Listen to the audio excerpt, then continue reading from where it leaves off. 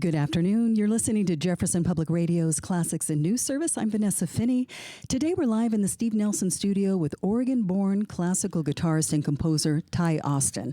His solo guitar repertoire spans classical, flamenco, fado, chanson, tango, salsa and samba, bossa nova and choro, reggae, jazz, and his own original compositions. He's the artistic director of Wilder Frets, a concert series that brings world-class classical guitar performances into natural wilderness settings. He's currently on tour in our area with performances in Ashland and Brookings coming up this week. Tye, welcome back to JPR. Thank you so much for having me. And thanks for taking a break from performing to talk about performing to our listeners. I hear you've been playing right here in our own backyard for the past 2 days at the Tuville State Park near Table Rock. What was the scene like there and what was on the program? It was beautiful. That's a very special park to me. I spent a lot of time salmon fishing along the shores of the Rogue River, overlooking the Table Rock Mountains in the background. So I wanted to make sure that I included that location on my tour this year. I set up the beautiful pop-up stage, kind of framed between these large oak trees with the table rocks in the background. So it's really, really picturesque. And this summer's program is featuring a lot of Spanish and Latin American guitar music, as well as some of my original compositions inspired by wilderness landscapes here in Oregon. Terrific. Well, how did you discover classical guitar in the first place? By happenstance. One night I was attending a music festival at the Jackson Well Springs right here in Ashland, Oregon. And after the main stage headliners had finished their sets, a group of us had gathered around a campfire to sing Bob Dylan covers until like 3 a.m. And at one point, the main guitarist took a break, and there was this woman who asked the gentleman to play his style of guitar music. And I was immediately intrigued because I thought that there was only one way to play the guitar, which is essentially strumming chords with your left hand in first position and your right hand kind of going up and down with the pick, and then singing lyrics over top.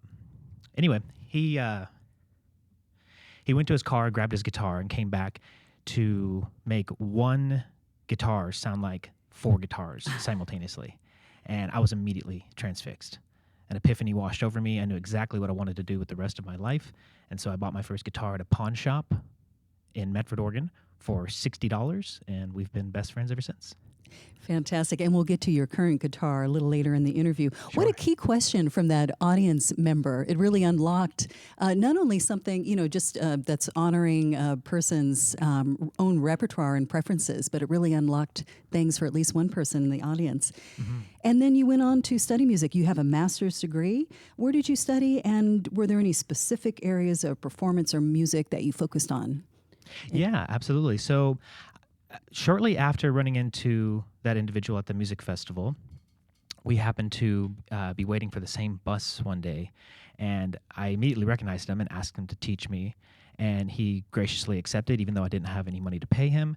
We worked out a work trade agreement where I would come over every Sunday morning for a guitar lesson, and then as payment, I would help him cook a massive pot of stew for the homeless there in Lithia Park. His name is Comac Tapp, and he really saw a lot of potential and fostered that from a really early age. And before long, I started to have questions that he couldn't answer, so he recommended that I audit music fundamentals at Southern Oregon University, which is where we're at today, and asked to take private guitar lessons with David Rogers, who also taught me for free for the first 5 months because he saw potential in me as well. So within that time frame, he prepared me with the appropriate repertoire to successfully audition for the music major at Southern Oregon University in 2008. So that's when my academic career really began. And in 2014, I moved to Boston to pursue my Master of Music degree at the New England Conservatory of Music under the tutelage of Elliot Fisk, the last direct pupil of André Segovia. Yes, that's quite a feather in your cap there. That's amazing. What are your takeaways today from Elliot Fisk? Well, I would say you need to be a trailblazer. You need to create your own opportunities. And that's really at the core of Wilder Frets, classical guitar in the wilderness.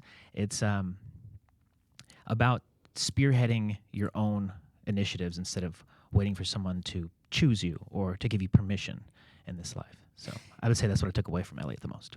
Excellent. And you've definitely, I would say, demonstrated a sort of musical entrepreneurship with the creation of this whole Wilder Frets program. You went on from the conservatory in Boston to do additional training at the Royal Conservatory of Music in Granada. Yeah. Actually, I spent an entire summer abroad studying flamenco and traditional Spanish classical guitar all across the entire country, from Barcelona to Madrid to Granada, Sevilla, Cordoba, Cadiz. Traveled all over the place. I spent most of my time in Granada and really focused on traditional repertoire such as Recuerdos de la Alhambra, which was composed by Francisco Tárrega while musing at the beautiful Alhambra Palace. And I learned that piece while sitting on my rooftop terrace overlooking the Alhambra Palace, which was quite poetic. I just got goosebumps. Yeah. Well, Tye, you'll be playing 3 songs for us today, and Cool. That's a perfect nod to, let's have you set up the music by explaining your personal connection to Spanish and Latin American repertoire, because it goes beyond just your postgraduate studies in Spain. Yeah. So I'm glad you mentioned that, because when I was studying abroad in Spain, I was feeling this sense of homesickness, but I didn't know where for. I didn't know about my ancestry at the time. It wasn't until 5 years later that I would learn that I'm a descendant of some of the most notorious pirates of the Caribbean. And they came from Basque region in northern Spain in a little place called Orduña. And they fled during the Spanish Inquisition, learned how to operate a schooner in Bordeaux, France, and eventually set sail to the New World via Saint-Domingue, which is modern-day Haiti. And then they went on to set up the most successful smuggling operation in New Orleans, Louisiana, which is where my mother's side of the family is all from. And it's still Pierre's Blacksmith Shop and Bar. It's still the oldest standing structure in U.S. history today. And anyway, Jean Lafitte, my distant uncle, granduncle, I should say, helped facilitate the Louisiana Purchase in 1803. And obviously that led way to Lewis and Clark and the Oregon Trail. And they were captured by the U.S. in 1812 and given an ultimatum: you either spend time in prison or you fight alongside us against the British and the Spanish in this upcoming war. And believe it or not, the U.S. Navy gave a pirate and his crew full control over their naval fleet, and my ancestors helped them win the War of 1812, which gave us the Oregon Territory, ceded from Spain. Fascinating. And So here you all are. of this region used to be a Spanish colony, and so that's why I was gravitated to the instrument in the first place, and I didn't even know it, but it turns out it was in my DNA. So Yeah, in your lifeblood. Okay, I understand you're going to play Spanish Romance for us. yeah, this is the first piece that I heard Comac Tapp perform that fateful night, and it's also the first piece that he taught me how to play during our lessons.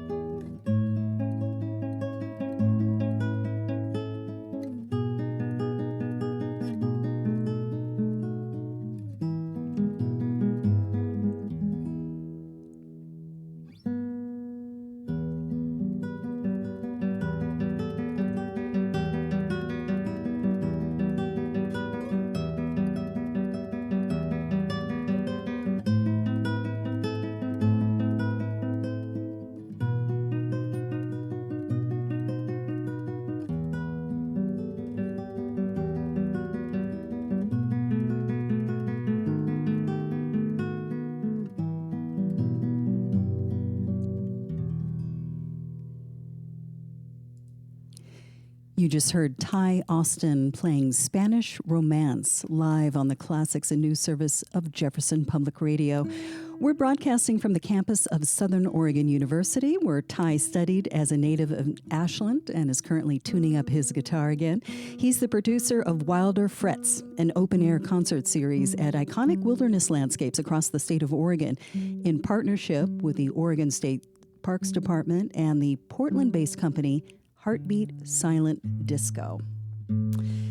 So, Tye, it might be a good time to hear about the technology used in these outdoor spaces. You're in parks, wineries, farms, the beach.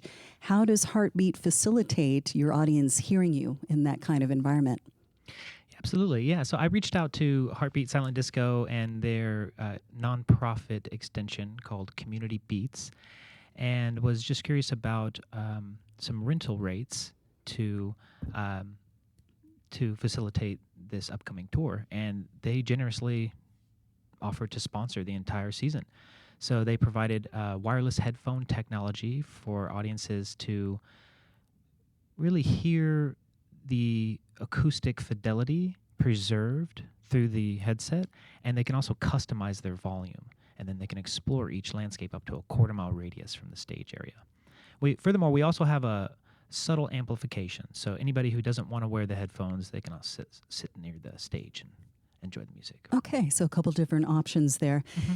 Well, you were last interviewed here at JPR in 2013 by our announcer, Don Matthews. Been a minute. Yeah, some of our longtime listeners may even remember that. Back then, you were in your senior year at SOU, preparing for your first Carnegie Hall concert. So it's a good time to get a retrospective on your creative growth and journey since then. How do you feel?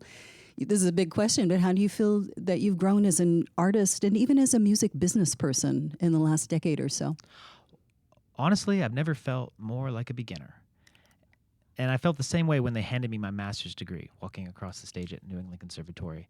I really recognize the full weight and breadth of this undertaking to become a professional classical guitarist. And it's a learning process every day. So in a lot of ways, I still feel like I was when I was a teenager, and then I kind of look back at the distance that I've traveled, and I have to take a moment to give myself recognition and credit for developing this business into what it is today. That sounds like a healthy mindset, because if you're focusing on, if you are a lifelong learner, so like it sounds like you are, committed to constantly developing your craft, you also want to give yourself accolades. Okay, we've come this far so far. So, don't just focus on the difficulty that you're experiencing in the moment. Another thing you do is that you sing, not just in English, which we'll hear later in the interview, but in several Romance languages, Spanish, French, Italian, and Portuguese. Have you always sung, or is it this repertoire that pulled you into that? Yeah, well, here at SOU, they make every music major study the piano and participate in 4 years of choir. So that's kind of a prerequisite. If you want to be a music major, you have to learn how to sing. And that's really where I developed my love for singing, was singing, traditional Bach chorales and Ave Marias during the holidays and whatnot. So, and then, being here at SOU, we were also exposed to many different languages and dialects, and had some vocal coaches and stuff to work with us. So, it really came in handy. And as I kind of progressed and matured and developed, explored new repertoire, such as bossa nova and samba and choro, I really started to connect with Portuguese and Spanish, considering that most of this music I play is already from these areas. Right, the source languages. Yeah, exactly. So these are complementary art forms, singing and playing. Do you feel creative in a different way as a vocalist compared to as an instrumentalist? No, I wouldn't really say I feel differently. I would say I'm a musician first, and I'm a guitarist second, vocalist third. Interesting. Well, you wrote a song out of homesickness, which we're going to hear next. And looking at your list of travel, I can see why you might get homesick. You've performed at the most renowned concert halls around the world, at the United Nations, at international residencies. You've toured extensively around the globe. How do these opportunities tend to come to you, and how did you prepare for them mentally and physically, both the demands of travel and this surely high artistic expectations. Well, I would say, I mean, a lot of opportunities come from my own volition. Again, this kind of roots back to my kind of natural born business acumen, and realizing that if I want to have the career and live the life that I want to, I really have to take it upon myself to manifest or fabricate these opportunities for myself. Yeah, I would say the next composition is actually not my original composition, but it's actually composed by Francisco Targa during his first tour in London, when he was feeling a bit homesick and a bit depressed because all of the people talked with funny accents and it never stopped raining.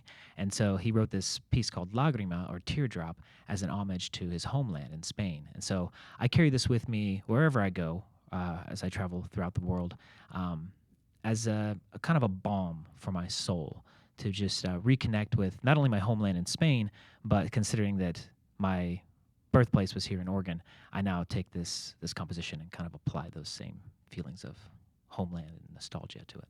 Okay, Lagrima, performed by Tye Austin.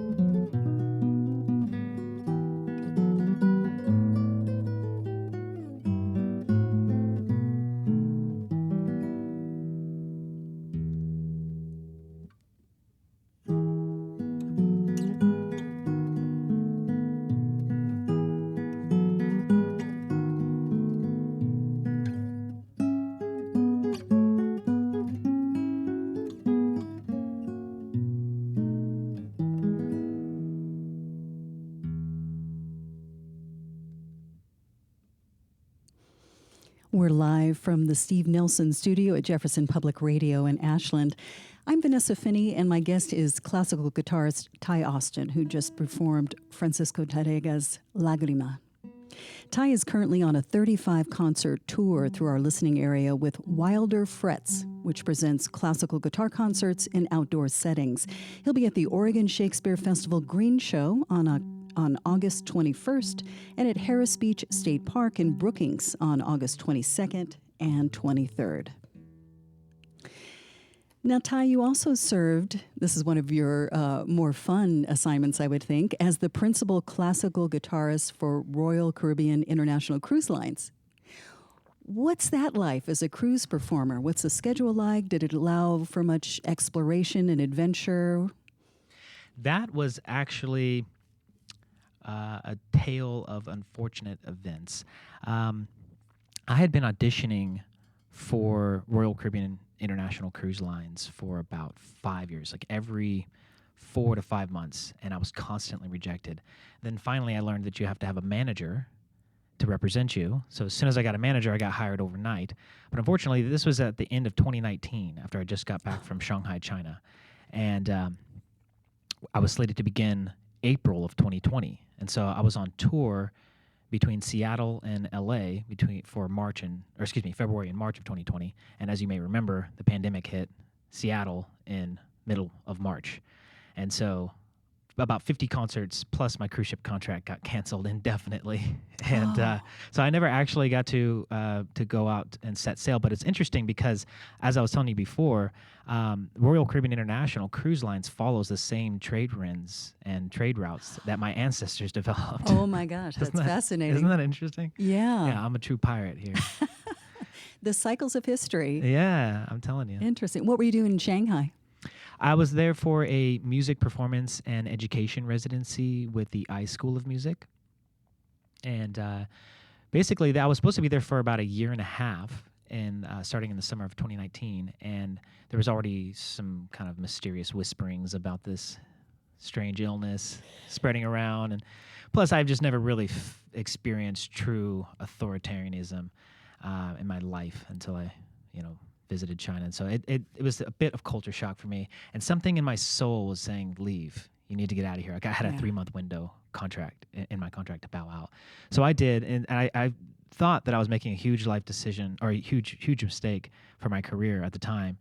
But 3 months after getting back to the U.S., Wuhan got hit by the virus. So my intuition was right on point there. Absolutely. What an interesting connection to the pandemic you have. Yeah. Well, the last song you'll be performing is a river song. This is called Waters Willamette. Why don't you set this up for us? Well, actually, as we discussed, I'm going to play one of my love songs that I wrote for the Willamette River. This is a bossa nova tune in English. This is called Bossa Rio.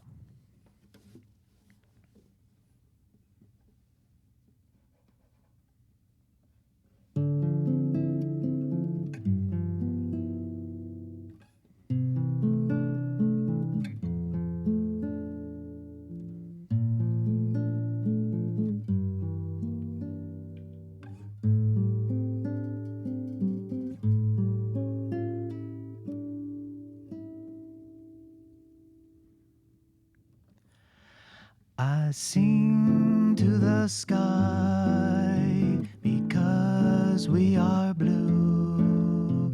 I wish I could fly just to say I flew. I hear the waters flowing to the sea like river otters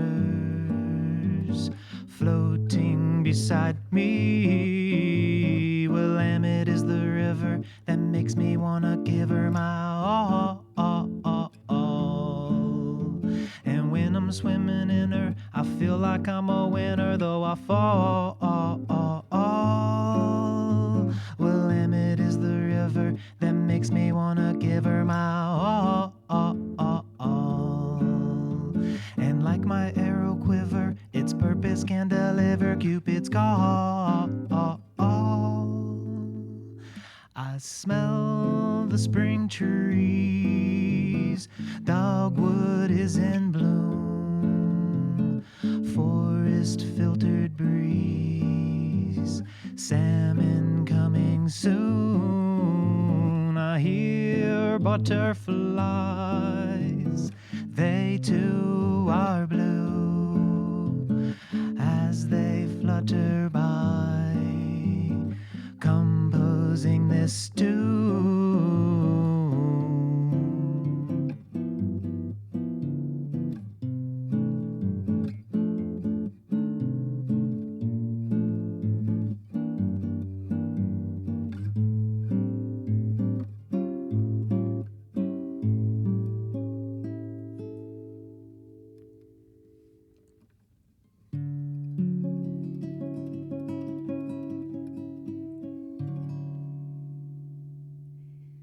A reminder, you're tuned in to the Classics and News Service of Jefferson Public Radio.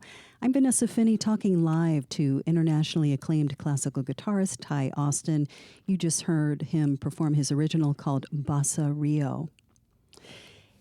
That's right in line with what I think of as one of the traditions of bossa nova, and that is a lot of nature imagery. You got it. Yeah. Yeah. There was this Netflix special a while back. I can't remember what it was called. It might be girl from Ipanema or something like that. But anyway, that's one of the main themes that I was noticing in that series. There was a kind of a side character who was responsible for writing a lot of bossa nova hits, and what I realized was that they were basically writing love songs for nature, and so that's kind of what I try to do at this stage in my life, because I'm a bachelor through and through, approaching 37, so still have no plans on getting married in the near future. So instead of writing songs for women, I decided to shift and write love songs for the wilderness. Music is your mistress. Yes. Yeah. And you were doing a certain comping pattern, right? Do you want to demonstrate that? Is it a... Sure, yeah. So this is kind of a standard bossa nova pattern. It's essentially 2 eighth notes followed by 2 groupings of 16th to 8th note 16ths. So it sounds like this: 1 and 2 E, 3 E, 4 N. So that's kind of the vibe, and then you essentially just kind of add some schmaltzy jazz harmonies from Europe, and you get bossa nova. Perfect.